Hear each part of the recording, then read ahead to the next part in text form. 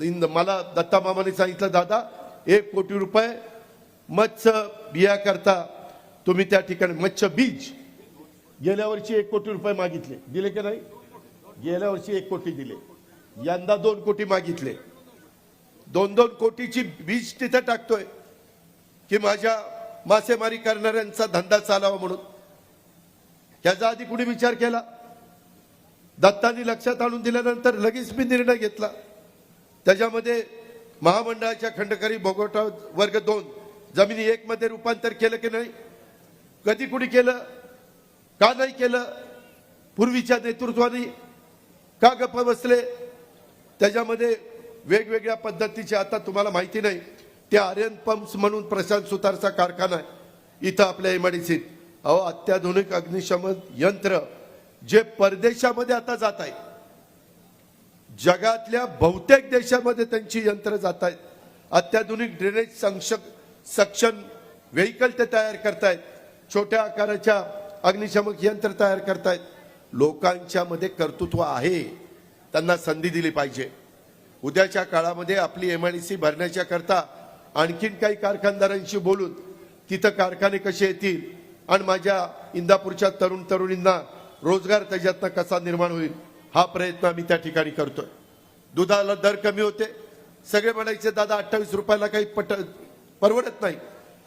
ऑक्टोबरच्या सप्टेंबर 30 पर्यंत 5 रुपये वाढवून दिले सरकारच्या तिजोरीतनं, आणि ऑक्टोबरला पुन्हा 7 रुपये, म्हणजे आता 28 आणि 7 35 रुपये माझ्या शेतकऱ्याला मिळतात की नाही? आज एवढं दूध आपल्या इंदापूर मधनं जातं की नाही? हा फायदा शेवटी झाला ना. हे त्यांनी का नाही केलं? त्यांनी बंद पाडल्या. अरे आता ते कर्मयोगी लवकर नाही दिला ताब्यात, तर वाटोळच आहे बघा त्याचं म्हणजे कर्मयोगी कारखान्याचं. त्याच्या तिथं पण आता आपल्याला लक्ष घालावं लागेल. त्याच्यामध्ये इंदापूर शहरात वीरश्री मालोजी राजे भोसले ऐतिहासिक गडीचं संवर्धन आणि हजरत शानशावली बागबा दर्गा विकास आराखडा कधी कुणाच्या मनात आलं का? नाही 20 वर्ष यांच्या मनात आलं. ह्याच्या मनात आल्यानंतर माझ्या मागे लागून 38 कोटी रुपये मंजूर करून घेतले ना दत्ता मामांनी, दिले ना पैसे. आज पर्यटन पण वाढलं पाहिजे ना. त्याच्यामध्ये मला आठवतंय प्रदीप गारटकर, त्याचं एक ऑपरेशन काय झालंय, त्याला खुर्चीवर बस, आम्ही त्याला खुर्चीवर बसवत नाही, परंतु आता तब्येतीनेच सांगितलं तू खुर्चीवरच बस, ते खाली बसता येत नाही. त्याच्यामध्ये त्याला विचारा, तो मला म्हणला की दादा तुम्ही फक्त बारामतीचा कसा विचार करता, आम्ही पण इंदापूरची जनता मनापासून तुम्हाला साथ देतो, आमची पण मुलं मुली शिकावीत. त्याने इथली कुठली तरी जागा द्यायचं. किती एकर जागा होती रे? किती एकर जागा होती ती इथली द्यायला? व्हीपीला की नाही तुम्ही देणार? 30 का 35 एकर. तिथं विरोध केला मी. माझे 65 एकर जागा विकत घेतली. तिथं शिक्षण संस्था काढली की नाही? आज मुलं मुली शिकतायत की नाही? इंग्लिश मीडियम आहे की नाही? कॉलेज आहे की नाही? आपलं पॉलिटेक्निक आहे की नाही? हॉस्टेल आहे की नाही? केलं पाहिजे. उलट बरं झालं त्यांनी विरोध केला त्यावेळेस, ते झालं तरी तिथं. आणि ती पण जागा आपल्याला शिल्लक राहिली आपल्या शहराच्या विकासाच्या करता. आता मगाशी दत्ता मामांनी सांगितलं एवढा मोठा पूल, अशी चर्चा करत करत मी 382 कोटीचा पूल मंजूर केला.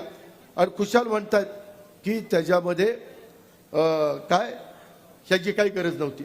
अरे कशाची काय गरज नव्हती? लोकांचं जेवढं दळणवळणाचं साधन, माझी इंदापूरची बाजारपेठ त्याच्यात तर वाढणार आहे. मला संजय मामा म्हणला दादा करमळ्याची लोक आता जास्त इंदापूरला जातील. फायदा शेवटी इंदापूरचा आहे ना. अहो आता बॅकवॉटरवर पण मी एवढा मोठा एक प्रकल्प मंजूर करतोय. सोलापूरच्या कलेक्टरची चर्चा मी केलेली आहे. आणि त्याच्यामध्ये पर्यटन, इथं वेगवेगळ्या प्रकारचे पक्षी पाहायला लोक येतात, फ्लेमिंगो, त्या सगळ्याच्या मध्ये खूप सुंदर माझा प्लॅन आहे. तुम्ही उद्याच्या निवडणुकीमध्ये 3ऱ्यांदा दत्ता मामाला निवडून द्या. तिथं एवढं पर्यटनाचं सगळे चित्रच बदलून टाकतो. मी शब्दाचा पक्का आहे. मी मंजूर केलेलं आहे. फक्त आता पुढं त्याच्या संदर्भातलं टेंडर काढायचं आहे. आपण खूप काही, आता मला 7 टर्मचा अनुभव आहे ना. मी बरेच उन्हाळे पावसाळे पाहिलेले आहेत. त्याच्यावर तुम्ही काही काळजी करू नका. त्याच्या संदर्भात माझ्या वेगवेगळ्या ठिकाणी नदीचे बॅरेजेस नदी आता सध्या मी केटीवेरच्या बद्दल मामांनी मी मंजुरी केलेली आहे, परंतु काही केटीवेरचं रूपांतर मला बॅरेजेसमध्ये, जसं माझा उद्धटचा बॅरेज आहे आणि खाली एक माझ्या सांगवीच्या पलीकडे एक बॅरेज आहे सोमनथळीचा, त्या पद्धतीनं वेगवेगळ्या ठिकाणी आपल्याला बॅरेजेस टाकायचे. का तर त्याच्यातून मला पाण्याचा प्रश्न सोडवायचा. मगाशी त्याने सांगितलं त्याही संदर्भामध्ये तुम्ही काळजी करू नका. आता काही गोष्टी मी उघड करत नाही, परंतु मामांनी जी इच्छा प्रदर्शित केलेली आहे, कुठून पाणी आणायचं, कशा पद्धतीने आणायचं, ती जबाबदारी माझी. त्याबद्दल तुम्ही काळजी करू नका. माझं देवेंद्रचं बोलणं झालेलं आहे. माझं त्याच्यामध्ये आमचा राहुल कुल पण त्या मीटिंगला होता, त्याच्यावर ते पण मी काम तुमचं त्या बाबतीमध्ये करून देतोय. त्याच्यामध्ये तालुक्यातल्या दगडवाडी येथील नंदिकेश्वर देवस्थान, भांडगाव येथील म्हसोबा देवस्थान, रुईचं बाबीर देवस्थान, ह्या सगळ्याला आपण निधी देण्याचं काम केलं. बऱ्याचदा मागच्या वेळेस माझ्या अल्पसंख्याक समाजाने आम्हाला साथ दिली नाही. मला त्यांना आवर्जून सांगायचं, बाबांनो, ह्या काळामध्ये महायुतीच्या सरकारच्या माध्यमातून मी माझ्या मागास अल्पसंख्याक समाजाला खूप काही देण्याचा प्रयत्न त्या ठिकाणी केलेला आहे. अरे ती तर खूप आहेत. आता 2:40 होत आले. पहिल्यांदाच भाषणं जास्त केली, मला बोलायला वेळच नाही दिला. काय करतोस आता?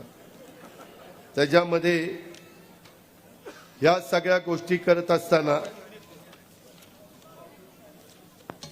माझं तो आता कुणाला दिलं मी ते अल्पसंख्याकाचं, कुणाला वाचायला दिलं होतं?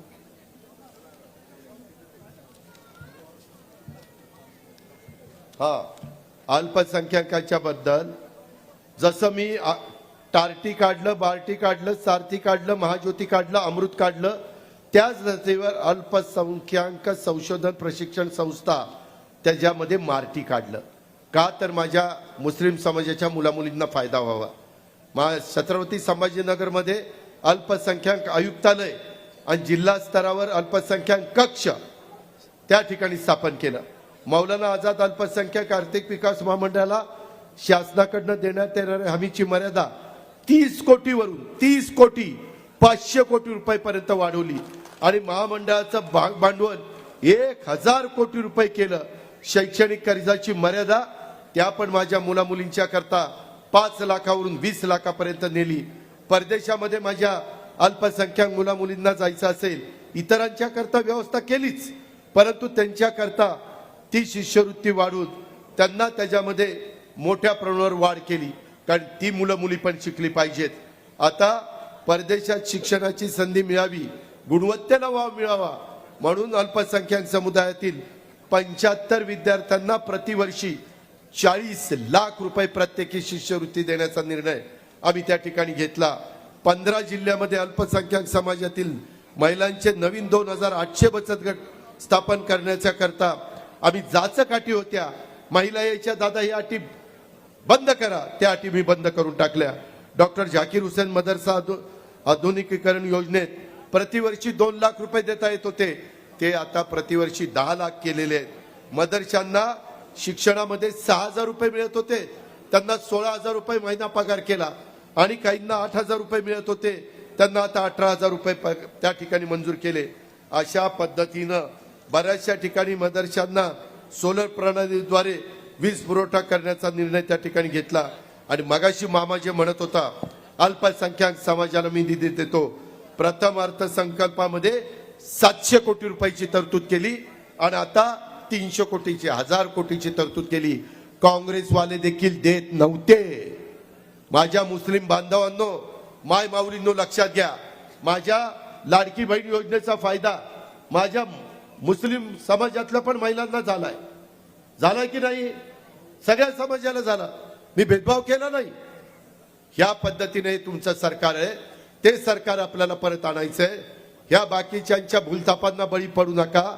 आज आम्ही अतिशय चांगल्या पद्धतीनं उद्याच्या काळामध्ये महाराष्ट्राचा सर्वांगीण विकास करणार आहे. हे खोटं बोलतात की महाराष्ट्रातले उद्योग गुजरातमध्ये गेले, अजिबात गेले नाही. मी सिद्ध करून देतो. आज देखील तुमचा माझा महाराष्ट्र देशात पहिल्या क्रमांकावर एफडीए मध्ये गुंतवणुकीमध्ये आहे. मग कसा पहिला क्रमांक आहे?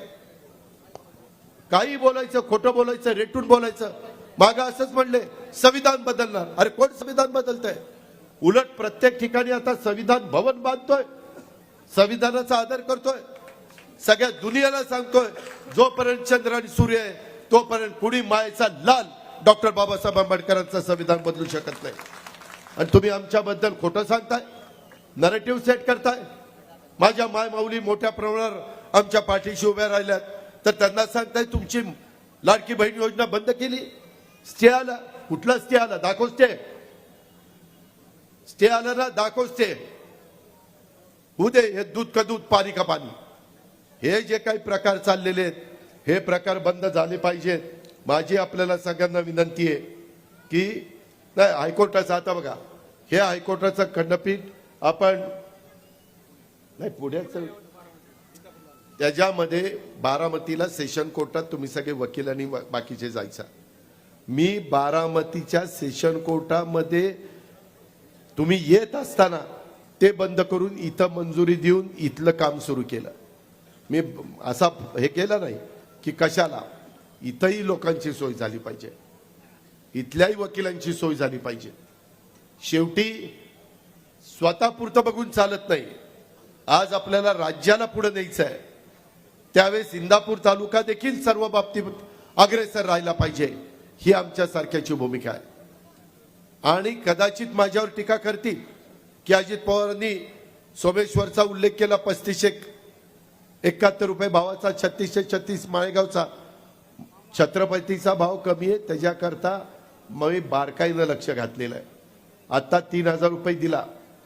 काही अडचणी मधल्या काळामध्ये आल्या, त्या अडचणीतनं बाहेर काढण्याचं काम माझं चाललेलं आहे.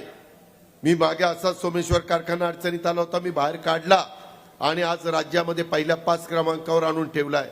मला थोडासा वेळ द्या.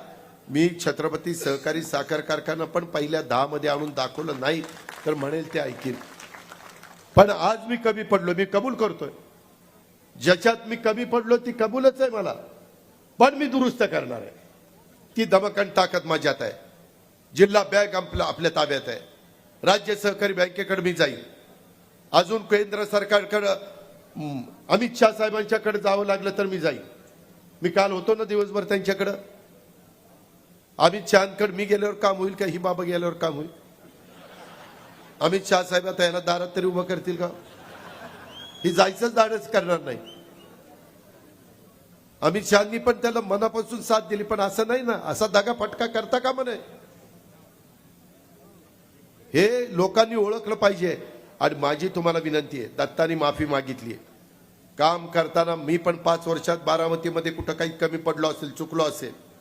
शेवटी माणूस आहे, जो काम करतो तोच चुकतो, जो कामच करत नाही तो बिनचुकच असतो. साला कामच करत नाही कसा चुकल. त्यामुळं त्या काही भांड्याला भांडं लागतं. कुठंतरी काहीतरी झालं असेल तर ते गोष्ट मनामध्ये ठेवू नका. तुम्ही माझ्याकडे बघा, महायुती सरकारकडे बघा, आपल्या भाजप शिवसेनेच्या सगळ्या कार्यकर्त्यांना, संजय सोनवणे, आरपीआय सगळे कार्यकर्त्यांना बरोबर घ्या, सगळ्यांना संधी द्या. इथं आता आलो तर आपल्या मित्र पक्षालाच बसायला जागा नाही. ही आपली सगळी जागा अडवतात. अरे आपली परंपरा काय आहे, मराठी संस्कृती काय आहे. आपण आल्यानंतर आपल्या पाहुण्या रावळ्यांना जागा देतो. पुढच्या वेळेस त्याच्यात हनुमान दुरुस्ती झाली पाहिजे. कुठे गेला?